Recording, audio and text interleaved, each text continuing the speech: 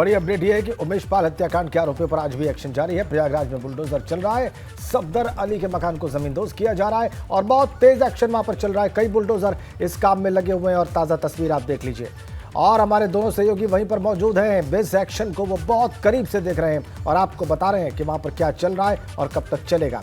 वीरेश पांडे हमारे साथ हैं, मोहम्मद मोइन हमारे साथ हैं। वीरेश, आप अपनी बात पूरी करिए, फिर हम मोइन से आगे की अपडेट लेंगे।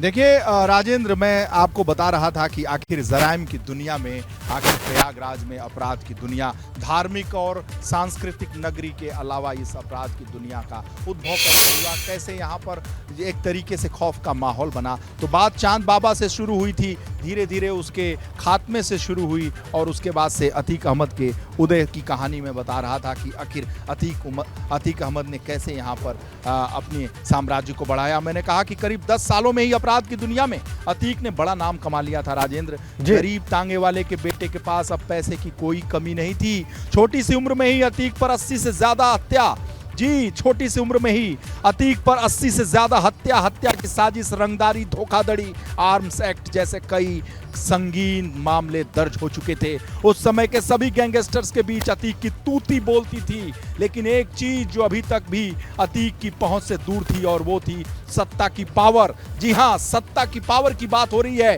कैसे कैसे ट्रांसफॉर्मेशन होता है उत्तर प्रदेश में, जो माफिया, जो गैंगस्टर कैसे सत्ता अपने हाथ में लेते हैं, कैसे वो राजनीतिक पावर बनते हैं, उसका एक उदाहरण है अतीक का। और मैं आपको बता रहा हूं, दर्शक भी सुनना चाहते हैं, अतीक अहमद साल 1989 में उसका कद बहुत बड़ा हो चुका था। पुलिस भी अतीक अहमद के नाम से खौफ खाने लगी थी। कई बड़े नेताओं से भी अतीक अहमद का उठना बैठना हो गया था।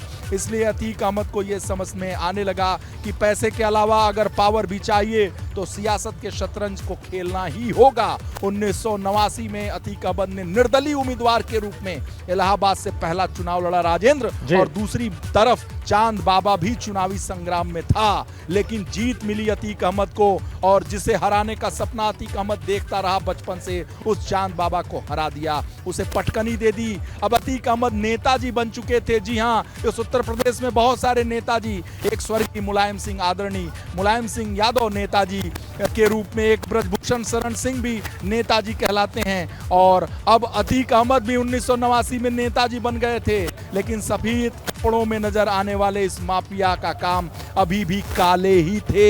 मैं शब्दों पर गौर करिए, मैं कह रहा हूं कि सफेद कपड़ों में आने वाले नजर नेताजी के काम काज अभी भी काले ही थे। जीत के कुछ समय बाद ही चांद बाबा की सरे बाजार हत्या कर दी गई थी। उसमें नाम अतीक अहमद का आया था। अतीक अहमद पर आरोप लगा था, लेकिन इस सब के बावजूद अतीक अहमद की ताकत बढ़ती गई। उसे कुछ नहीं हुआ। चांद बाबा के मामले में अतीक अहमद ने पहले 3 बार निर्दलीय चुनाव लड़कर जीत लिया। जनता के बीच उसका विश्वास देखिए। 1996 में वक्त आता है जब उसे समाजवादी पार्टी ने टिकट दिया था। जी, जिस समाजवादी पार्टी के ऊपर आरोप लगाया मुख्यमंत्री सदन में कि ओडीओपी की जगह पर आप लोगों ने हर जिले में एक माफिया पैदा कर दिया।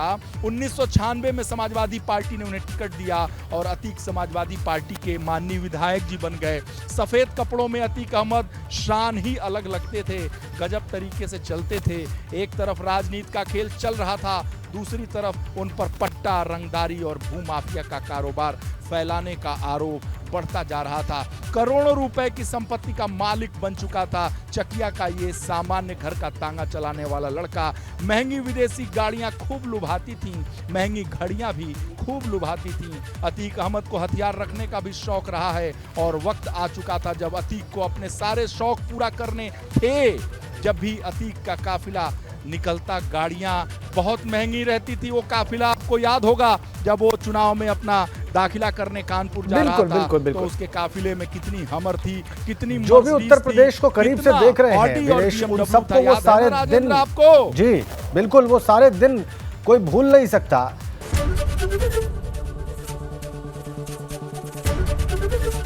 एबीपी गंगा, खबर आपकी, जुबान आपकी।